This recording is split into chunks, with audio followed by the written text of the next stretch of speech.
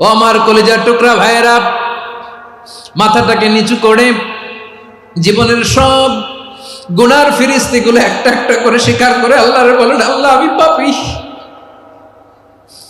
আল্লাহ আমার চেয়ে বড় পাপী এই দুনিয়াতে কেউ নাই, আকাশের নিচে জমিনের উপরে আমার চেয়ে বড় পাপী কেউ নাই।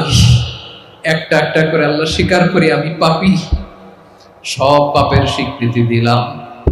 পৃথিবী না জানুক আমি তো জানি, আমি কি পাপ করেছি, হায় আমার পাপের করলে বিচার, বাঁচার আমার নাই উপায়। দয়াময় তুমি মাফ করো আমায়, মাফ করো আমায়।